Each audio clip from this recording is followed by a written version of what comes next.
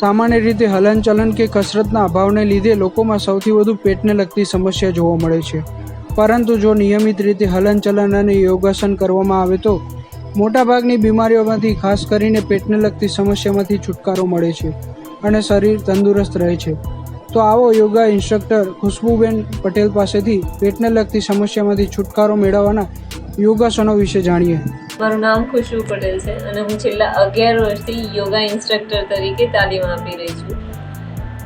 આપણા બધાના જે ખાવાની હેબિટ્સ છે એના લીધે પેટની સમસ્યાઓ એ બહુ યુનિવર્સલ પ્રોબ્લેમ છે અને એ જ પેટની સમસ્યાઓને થોડીક રાહત કરી શકાય એવા 3 જુદા જુદા આસન છે, જે છે ભુજંગાસન, શલભાસન અને ધનુરાસન.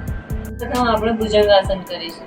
તો ભુજંગાસન કરવા માટે બિલકુલ ધીમેથી પેટ પર સૂઈ જાઓ. તમારા બંને હાથને ચેસ્ટની સાઈડ પર રાખો, એલ્બોને આકાશ તરફ રાખો, કપાળ જમીન પર રાખો. ધીમેથી શ્વાસ ભરતા ભરતા ભરતા ઊભા થાઓ. જ્યારે તમે ઊભા થાઓ છો તો તમને ચીનથી લોઅર એબ્ડોમિન સુધી એક લાંબો સ્ટ્રેચ આવશે. બિલકુલ નોર્મલ બ્રીથિંગ કરો. આ વખતે તમારી લોઅર બેકમાં પણ તમને થોડું સ્ટ્રેચ જેવું ફીલ થશે. લગભગ 30 થી 35 સેકન્ડ સુધી જો તમે હોલ્ડ કરી શકો તો કરો. પછી ધીમે ધીમે ધીમે શ્વાસ છોડતા છોડતા છોડતા ફરીથી મૂળ અવસ્થામાં આવો અને મકરાસન કરો. ભુજંગાસન કર્યા પછી બીજું પોસ્ચર છે શલભાસન. શલભાસનમાં બિલકુલ ધીમેથી તમારા હાથની મુઠ્ઠી વાળો. તમારે હાથ આમ અથવા આમ ગમે તે રીતે રાખી શકો છો.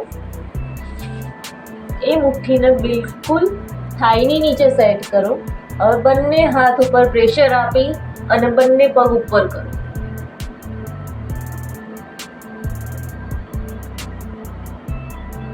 ધીમેથી શ્વાસ છોડતા છોડતા છોડતા પગ નીચે મૂકો અને મકરાસન કરો. મકરાસનમાં તમારા બંને પગની એડી અંદરની તરફ અને પંજા બહારની તરફ રાખો. એ પછી છે ધનુરાસન. ધનુરાસન કરવા માટે સૌ પ્રથમ ડાબા પગના એન્કલને પકડો, પછી જમણા પગના એન્કલને પકડો. શ્વાસ ભરતા ભરતા ભરતા ઉપર.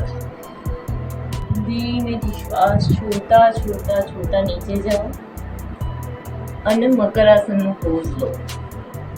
ભુજંગાસન, શલભાસન અને ધનુરાસનની વચ્ચે આપણે જે મકરાસન કર્યું એ ખરેખર રિલેક્સેશનનો પોઝ છે.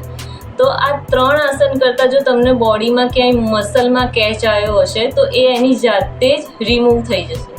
તો ધ્યાન રાખો કે જ્યારે તમે ભુજંગાસન કરો અને એ છોડો પછી શાંતિથી બિલકુલ ધીમેથી મકરાસનના પોઝમાં જાઓ. તો એનાથી તમારા શરીરમાં જો કોઈ સ્ટ્રેચ આવ્યો હશે, કોઈ એક્સ્ટ્રા પેઇન થયું હશે તો એની જાતે જ રિમૂવ થઈ જશે.